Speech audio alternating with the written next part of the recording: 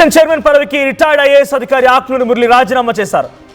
ఈ ప్రభుత్వం ఏర్పాటైన తర్వాతే ప్రతిష్టాత్మకంగా తీసుకున్న ఒక విద్యా కమిషన్ ని ప్రత్యేకంగా ఏర్పాటు చేసింది. గతంలో తెలంగాణ ప్రభుత్వంలో విద్యా కమిషన్ ఈ స్థాయిలో లేదు, అసలు విద్యా కమిషన్ అటువంటి ప్రస్తావన లేదు. అయితే విద్యని మరింతగా మెరుగుపరుచుకోవాలి, ఎడ్యుకేషన్ సిస్టమ్ని కొంత ముందుకు తీసుకెళ్లిన రకంగా విద్యా కమిషన్ అనేది రేవంత్ రెడ్డి ప్రభుత్వంలో ఏర్పాటైంది. దానికి రిటైర్డ్ ఐఏఎస్ అధికారి ఆకునూరి మురళిని మొదటి చైర్మన్గా నియమించారు. అయితే ఇప్పుడు ఆయన రాజీనామా చేశారు.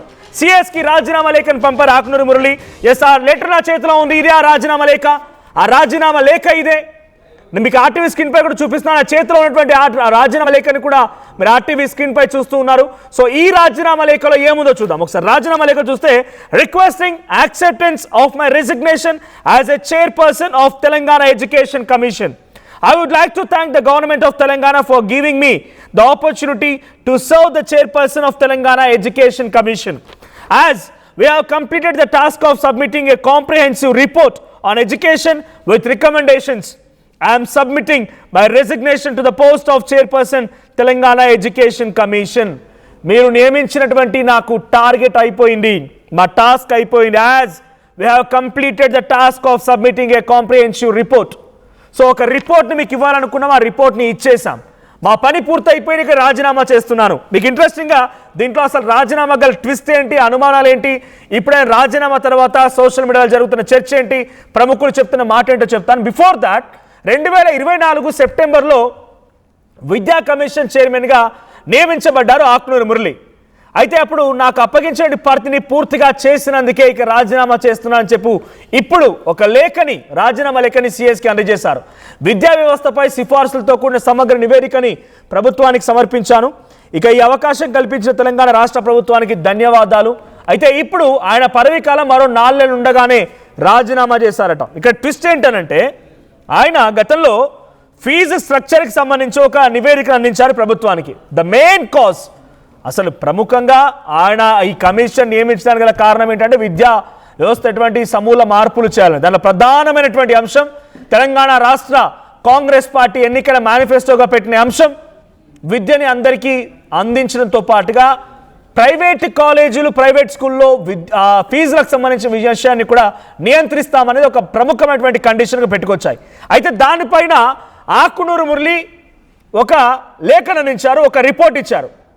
ఆ రిపోర్ట్ ఇప్పటి వరకు కేవలం ఒక ఇలా రిపోర్ట్ ఇచ్చారు లేదో ఇలా పడేశారంతే. 3 లక్షలు, 4 లక్షలు, 5 లక్షలు, 10 లక్షల ఫీజులు, ఎల్కేజీ పిల్లలకి 4-5 లక్షల ఫీజులు. ఈ ప్రైవేట్ కార్పొరేట్ విద్యా వ్యవస్థలో ఫీజు నియంత్రించడం అనేటువంటి హామీని ఇచ్చిన తెలంగాణ రాష్ట్ర ప్రభుత్వం దానికోసం కమిషన్ వేసింది. ఆ కమిషన్ ఇచ్చిన రిపోర్ట్ని, కేవలం ఇచ్చిన రిపోర్ట్ని ఇలా పడేసింది అంతే. ఆ రిపోర్ట్ ఎక్కడ కూడా ముందుకు వచ్చిన దాఖలాల్లో ఫీజు నియంత్రణ ఆయన ఆ మూసేలేదు. ఇకపోతే ఆయన ఇంటిగ్రేటెడ్ స్కూల్ని కూడా విభేదించారు. ఇంటిగ్రేటెడ్ స్కూల్ ఇప్పుడు కడుతున్నారు. ముందుగా కొడంగల్ని పైలట్ ప్రాజెక్టుగా తీసుకున్నారు ముఖ్యమంత్రి రేవంత్ రెడ్డి. కొడంగల్ నియోజకవర్గంలోని ఓ ప్రాంతాన్ని పైలట్ ప్రాజెక్ట్ కింద తీసుకొని అక్కడ ఇంటిగ్రేటెడ్ స్కూల్ నిర్మాణం చేపడుతున్నారు. అయితే ఆ ఇంటిగ్రేటెడ్ స్కూల్ నిర్మాణాన్ని కూడా ఒకానొక మీడియా సంస్థకి ఇచ్చిన ఇంటర్వ్యూలో ఆకునూరి మురళి విభేదించారు. ఏమని? ఆ ఇంటిగ్రేటెడ్ స్కూళ్ళ కోసం కొన్ని 100 కోట్ల రూపాయలు వెచ్చించి కట్టాల్సిన అవసరం లేదు, ఇప్పుడున్నటువంటి వాటిని మెరుగుపరిస్తే సరిపోద్ది. ప్రభుత్వ పాఠశాల భవనాలు మెరుగుపరచండి, బెంచీలు వేయండి, ఫ్యాన్లు పెట్టండి, ఇన్ఫ్రాస్ట్రక్చర్ డెవలప్ చేయండి, కరెక్ట్ తిండి పెట్టండి, బీసీ గురుకులాలకి పర్మనెంట్ బిల్డింగ్స్ కట్టించండి, ఎస్సీకి సంబంధించినటువంటి ఎస్సీ వెల్ఫేర్ హాస్టల్ మెరుగుపరచండి. ఆ రకంగా మెరుగుపరిస్తే బాగుంటుంది. ఈ ఇంటిగ్రేటెడ్ స్కూళ్ళు 100 కోట్లు వెచ్చించే స్కూళ్ళు వద్దు అని చెప్పి ఒక ఇంటర్వ్యూలో విభేదించారు ఆయన. బహుశా ఆయన ఈ రకంగా విభేదించడం, ఆ ప్రభుత్వం ఆ నివేదికని పట్టించుకోకపోవడం, నివేదికని ఏమాత్రం ఖాతరు చేయకపోవడంతో ఇప్పుడు ఏదేం జరిగినా మళ్ళీ నా మీదకే వస్తుంది అనుకున్నారా ఏమో ఈ ప్రభుత్వంలో జరిగిన ప్రతి చర్య మీద. సో ముందస్తుగానే అలర్ట్ అయిపోయి రాజీనామా చేశారు అనే అనుమానం కూడా కలుగుతోంది. సో డైరెక్ట్గా పాయింట్కి వెళ్దాం. మా ప్రతినిధి మధు కూడా సిద్ధంగా ఉన్నారు. మధు, ఎడ్యుకేషన్ కమిషన్, విద్యా కమిషన్ మొదటగా స్టార్ట్ అయింది ఈ ప్రభుత్వంలోనే. ఆ విద్యా కమిషన్ ఒక నివేదికనిచ్చింది ఫీజుల విషయంలో, తర్వాత స్కూళ్ళ మార్పుల విషయంలో ఇచ్చింది. ఆ రిపోర్ట్ ఏమని తెలియదు, ఆ రిపోర్ట్ ఎంతమైనా అమలు పరిచారో తెలియదు. ఇంకొక 4 నెలల సమయం ఉండగానే ఆకునూరి మురళి రాజీనామాకు కారణం ఏంటి? కొంతకాలంగా చర్చ కొనసాగుతుంది. ప్రభుత్వానికి నివేదిక రూపంలో సుదీర్ఘమైనటువంటి రిపోర్ట్ అందించారు. ఆ నివేదికలో 434 అంశాలను ఆకునూరి మురళి అండ్ టీమ్ ఎవరైతే దీనిపైన వర్కౌట్ చేశారో ఒక కూలంకషంగా ఒక నివేదిక తయారు చేసి ముఖ్యమంత్రి రేవంత్ రెడ్డికి అప్పచెప్పారు. ప్రభుత్వం ఒక బాధ్యత అప్పచెప్పింది మాకు, దానికోసం రీసెర్చ్ చేశాము అనేటువంటి స్టేట్మెంట్ చేశారు. అమెరికా కానీ, వియత్నాం కానీ, మలేషియా ఇలా అనేక దేశాలు పర్యటించి అక్కడ ఉన్నటువంటి విద్యా విధానాన్ని పూర్తి స్థాయిలో అవగాహన చేసుకొని దానికి సంబంధించిన కీలకమైనటువంటి అంశాలను ఇంప్లిమెంట్ చేసడానికి, అంటే జనరల్ స్టార్టింగ్ బేసిక్ విద్య నుంచి మొదలు పెడితే హైయర్ ఎడ్యుకేషన్ వరకు, ఉన్నత విద్య వరకు కూడా ఒకే విద్యా విధానాన్ని రాష్ట్రంలో ప్రవేశపెట్టాలి అనేటువంటి, దాంతోపాటు ఫీజుల నియంత్రణ, దాంతోపాటు అనేక మార్పులు చేర్పులు 434 అంశాలతో ఒక నివేదిక అందించింది. నివేదిక తీసుకుంది ప్రభుత్వము. తీసుకున్న తర్వాత తీవ్రమైనటువంటి విమర్శలు కూడా వచ్చాయి దీనికి సంబంధించి.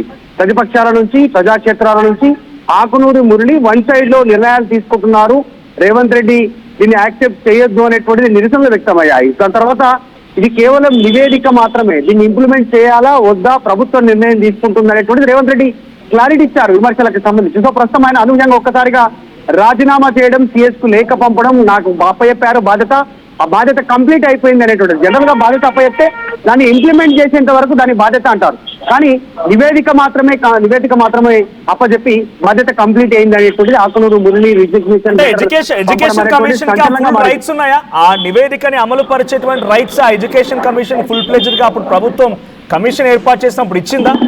అంటే అమలు చేయాల్సిన బాధ్యత ప్రభుత్వం దగ్గర ఉంటుంది. లేదు, నిజంగానే లేదు. అమలు చేయాలా లేదా ప్రభుత్వం, ఎందుకంటే విద్యాశాఖ మంత్రి కూడా ముఖ్యమంత్రి కాబట్టి దాన్ని అమలు చేయాలా లేదా అనేటువంటిది ప్రభుత్వం పరిశీలిస్తుంది, విద్యాశాఖ పరిశీలిస్తుంది. అది వాళ్ళు నివేదిక వరకే అనేటువంటిది. అప్పటి నుంచి ఆయన కాస్త నొచ్చుకున్నట్టుగా కనిపిస్తోంది ప్రభుత్వ తీరు పైన. దాదాపు సుదీర్ఘంగా దీనిపైన నివేదిక కోసం ఆయన విదేశీ పర్యటనలు, అనేక ప్రజాక్షేత్రంలో ప్రజల అభిప్రాయాలు, అనేక మంది ఉన్నత వ్యక్తులు, ఉన్నతంగా చదువుకున్న వారి అభిప్రాయాలు, తల్లిదండ్రుల అభిప్రాయాలు అన్ని తీసుకున్న తర్వాతనే 434 సంబంధించినటువంటి సిఫారసు ప్రభుత్వానికి పంపించింది. ఆ పంపించినటువంటి ప్రీ ప్రైమరీ నుంచి ఉన్నత స్థాయి విద్య వరకు పూర్తి స్థాయిలో మార్పులు చేర్పులు చేయాలి. అప్పుడే విద్యా వ్యవస్థ ఒక ఘాటున పడుతుంది, అప్పుడే ఒక పర్ఫెక్ట్ స్టేజ్ లోకి వస్తుంది అనేటువంటిది. ఇక ప్రజల నుంచి తీసుకున్న అభిప్రాయాల్లో రాష్ట్ర వ్యాప్తంగా ప్రభుత్వ, ప్రైవేటు సంబంధించినటువంటి విద్యా సంస్థలను సందర్శించారు. అక్కడ ఉన్నటువంటి ఫెసిలిటీస్, చెప్పే విధానము, రిక్రూట్మెంట్ విధానం కావచ్చు, స్టూడెంట్స్ ని, తల్లిదండ్రుల్ని డబ్బుల రూపంలో పీల్చి తిప్పి చేస్తున్నటువంటి విధానాలను కూడా ఆయన తప్పుపడుతూ రాశారు. అంటే ప్రభుత్వం సంబంధించిన విద్యా వ్యవస్థలో క్వాలిటీ పెంచుతూ, ఫెసిలిటీస్ పెంచుతూ ప్రభుత్వం ముందుకు పోవాలని చెబుతూనే ప్రైవేటు వ్యవస్థలో ఉన్నటువంటి దోపిడీని నియంత్రించాలంటే ఫీజుల నియంత్రణ తీసుకురావాలి అనేటువంటిది. నిజంగానే ఎల్కేజీ చదవాలంటే 1,50,000 నుంచి 3 లక్షల ఫీజు ఉన్నటువంటి సిచ్యువేషన్. ఇక మిగతా మీడియం స్కూల్లో అయితే మినిమం 50,000 తక్కువ లేదు. ఏ స్కూల్ తీసుకున్నా ఈ రోజు. ఒక్కసారి లైన్ లో ఉండండి, నేను ఆకునూరు మురళికి లైవ్ లో కాల్ చేసే ప్రయత్నం కూడా చేస్తాను. ఇట్స్ రింగింగ్, ఫోన్ రింగ్ అవుతోంది. ఆకునూరు మురళికి లైవ్ లో నేను కాల్ చేస్తున్నాను. సెప్టెంబర్లో బాధ్యతలు చేపట్టారు ఆయన, మరో 4 నెలల సమయం కూడా ఉంది. అంతలోనే రాజీనామాపై అనేక అనుమానాలు వస్తూ ఉన్నాయి. సో గతంలో కూడా కేసీఆర్ ప్రభుత్వానికి వ్యతిరేకంగా సోషల్ డెమోక్రటిక్ ఫోరం అని చెప్పి ఆయనదో ఏర్పాటు చేసుకొని ఆయన ముందుకు వెళ్తూ ఆ ప్రభుత్వానికి వ్యతిరేకంగా కూడా ఫైట్ చేశారు. విద్యా విధానంలో మార్పు తీసుకురావాలని చెప్పి ఆయన నిత్యం ఫైట్ చేస్తూనే ఉన్నారు. మాజీ ఐఏఎస్ అధికారి. సో ఆకునూరి మురళి రాజీనామా పైన ఇప్పుడు సర్వత్రా ఆసక్తి రేపుతోంది. నేను ఆకునూరి మురళికి లైవ్లో కాల్ చేస్తున్నాను, ఆయన లిఫ్ట్ చేయట్లేదు. మళ్ళీ ఒకసారి రిపీట్ చేద్దాం. I try to connect him again.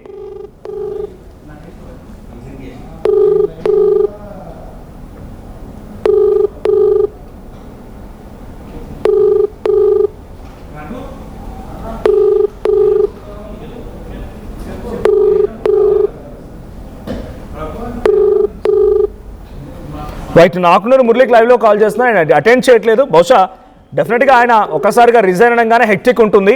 So మరి నేను సమాధానం చెప్తారా చూడాలి. బట్ యాజ్ ఆఫ్ నో నా టాస్క్ పూర్తయింది కాబట్టి నేను రిజైన్ చేస్తున్నాను అనే రకంగా ఆ రిజిగ్నేషన్లో పేర్కొన్నారు ఆయన. సో మధు, ఇంకొక క్వశ్చన్ కూడా, అంటే ఇప్పుడు ఆల్రెడీ మరికొన్ని రోజుల్లో మేబీ June 2 నుంచి నాకు తెలిసి స్కూల్స్ ప్రారంభం కాబోతున్నాయి, మరొక అకాడమిక్ ఇయర్ స్టార్ట్ కాబోతోంది. ఈ సిచ్యువేషన్లో ఫీజుల గురించి మళ్ళీ గొడవే అవకాశం ఉంది. ఏకంగా మొన్న మధ్య చూసాను నేను ఒక school, corporate school Hyderabad Uppal ప్రెమిసెస్లో ఒక స్కూల్ ఎదుట సుమారుగా 3-4 రోజుల పాటుగా ధర్నా జరిగింది. అక్కడ ఏకంగా 30 నుంచి 40% ఫీజులు పెంచేసుకున్నారు. అది మేము డెఫినెట్గా పే చేస్తేనే పిల్లలు అలౌ చేస్తాం, లేదా అడ్మిషన్ క్యాన్సిల్ చేసుకోమని తేల్చి చెప్తున్నాయి స్కూళ్ళు. సో ఇప్పుడు ఆ స్కూళ్ళకు సంబంధించి ఫీజుల గురించి మళ్ళీ ప్రస్తావన వస్తుంది. లేదు ఇటు నిరుద్యోగులకు సంబంధించి ఆల్రెడీ ఇంకొక సమీప కాలంలో 4-5 monthsలో మళ్ళీ 3 సంవత్సరాల టర్మ్ కూడా పూర్తి కాబోతోంది. ఆల్మోస్ట్ నవంబర్ వరకు ఉంది అఫ్కోర్స్ టర్మ్. సో ఆ సమయంలో నిరుద్యోగుల గురించి ప్రస్తావన వస్తుంది. ఇవన్నీ కూడా హెక్టిక్ అయిపోతాయి. ఒక ఎడ్యుకేషన్ కమిషన్ చైర్మన్గా నా మీద చాలా వ్యతిరేకత వస్తుంది. నేను ఇళ్ళకి వచ్చి ప్రభుత్వం నా మాట ఏదో వింటదనుకొని వచ్చినా కానీ వినడం లేదని చెప్పి ఆయన హెక్టిక్ నుంచి తప్పించుకున్నట్టేనా? ఆయన ఇన్ని రకాల బర్డెన్ నుంచి ఒక రకంగా ఇప్పుడు ఫ్రీ అవ్వడానికే ఈ రిజిగ్నేషన్ అనుకోవాలా? అంటే రిటైర్డ్ ఐఏఎస్ ఆకునూరు మురళి ఇచ్చినటువంటి నివేదికలో కీలక అంశాలు ఏంటంటే కొన్ని వివాదాస్పదమయ్యాయి. ఆయన చెప్పినటువంటి అంశాల్లో కొన్ని బాగానే ఉన్నప్పటికీ కొన్ని తీవ్రమైనటువంటి వ్యతిరేకత, అంటే ప్రతిపక్షాలకు ప్రస్తుతం రాజకీయంగా ఆయుధంగా మారినటువంటి సిచ్యువేషన్ ఉంది.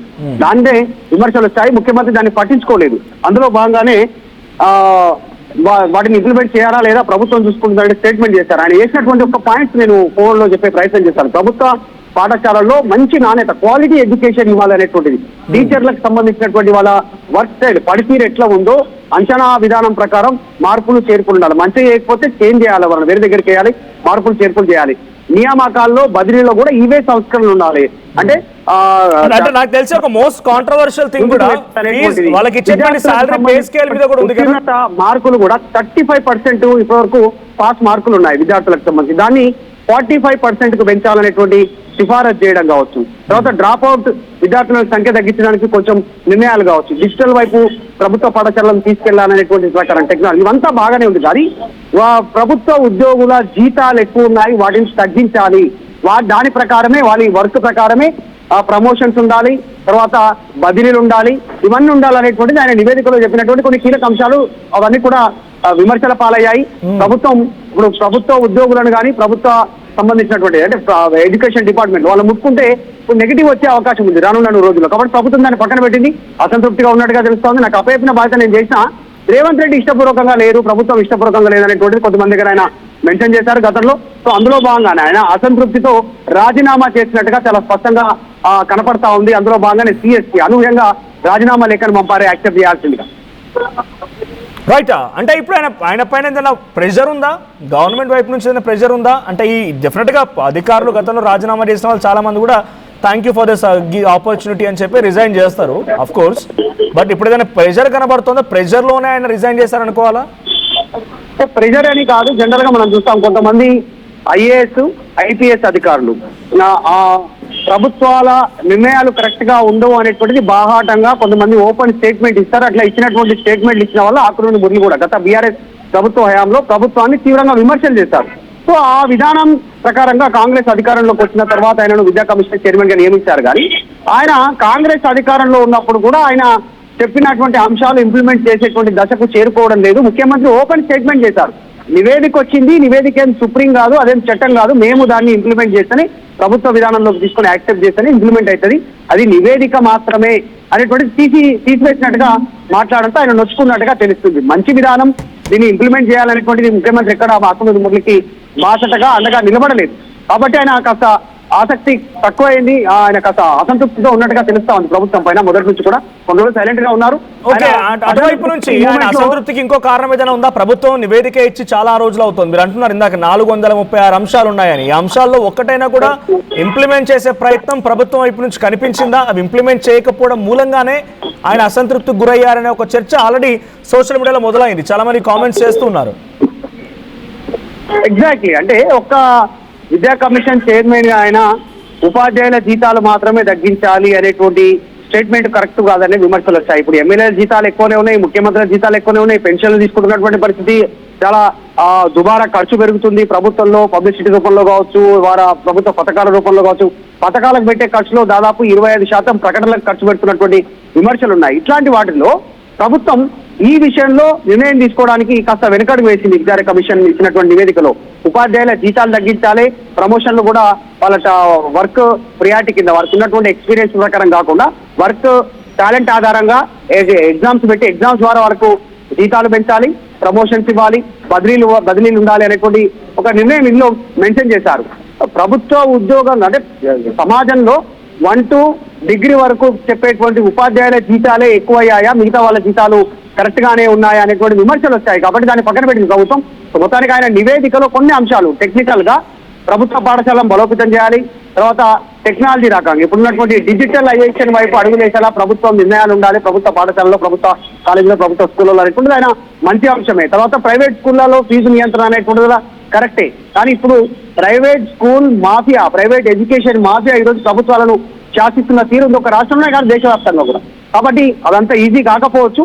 ప్రభుత్వం ఎంతో కఠినంగా నిర్ణయాలు తీసుకుంటే తప్ప ప్రైవేటును కంట్రోల్ చేసే పరిస్థితి లేదు. ఇక్కడ ప్రభుత్వంలో కూడా ఇంప్లిమెంట్ చేయాలంటే భారీ ఎత్తున ప్రభుత్వ కేటాయింపులు ఉండాల్సినటువంటి అవసరం ఉంది విద్యాశాఖ మంత్రి. ప్రస్తుతం ముఖ్యమంత్రి విద్యాశాఖ మంత్రిగా కూడా కొనసాగుతున్నారు. కాబట్టి ఆకునూరు మురళి రాజీనామా ప్రభుత్వానికి షాక్ ఈరోజు. Right, thank you Madhu. So కొన్ని కామెంట్స్ కూడా వచ్చాయి. కల్వ రవి అంట, పాప ప్రక్షాళన చేసుకో, వరస్ట్ పార్టీని రూలింగ్లోకి తెచ్చావు అనేది ఒక కామెంట్ వచ్చింది. తర్వాత శాంసమ్ అంట, గుడ్ రిటైర్మెంట్ తీసుకోండి, బాయ్ బాయ్ అని ఒక కామెంట్. తర్వాత రిజైన్ కరెక్ట్ కాదు అని తారకరామ శ్రీనివాసరావు వెల్ల ఆయన ఒక కామెంట్ చేశారు. గుడ్ జాబ్ మురళీ సార్ అని ఇంకొకటి. తర్వాత దరిద్రం వదిలిందని ఇంకో కామెంట్. అంటే ఏదేం జరిగినా రకరకాల కామెంట్స్ వస్తున్నాయి, రకరకాల ఒపీనియన్స్ కూడా వస్తూ ఉన్నాయి.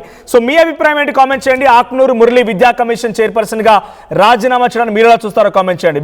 Big shocking news to the Telangana government అని చెప్పాలి. ఆయన సడన్గా ఒక్కసారిగా రాజీనామా చేయడం షాక్ గురి చేసిన అంశం అని చెప్పాలి. ఆయన ఇచ్చినటువంటి నివేదికని ఒకటి కూడా ఇప్పటివరకు తెలంగాణ ప్రభుత్వం అమలు చేసిన దాఖలాలు. మరి విద్యా కమిషన్ ఏర్పాటు చేసి ఇన్ని రోజుల పాటుగా ఒక కమిటీని తయారు చేసి ఒక రిపోర్టు తయారు చేయమని వారి కోసం వెచ్చించిన జీతాలు, వారి కోసం ఉన్నటువంటి ఖర్చులు ఇవన్నీ కూడా ఊరికేనా?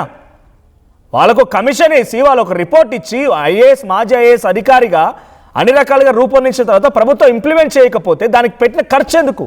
ఆ కమిషన్ ఎందుకు? ఇది ప్రజల నుంచి వస్తున్నటువంటి క్వశ్చన్ కూడా. మరి దీనిపైన గవర్నమెంట్ ఎలాంటి రియాక్షన్ ఇస్తుందో ఇప్పటికే విద్యాశాఖ మంత్రి లేరు. విద్యా వ్యవస్థ పూర్తిగా కొంత ఇబ్బందుల పాలవుతోంది, గాడి తప్పుతుందన్న రకంగా పబ్లిక్ అంతా అనుకుంటున్నారు.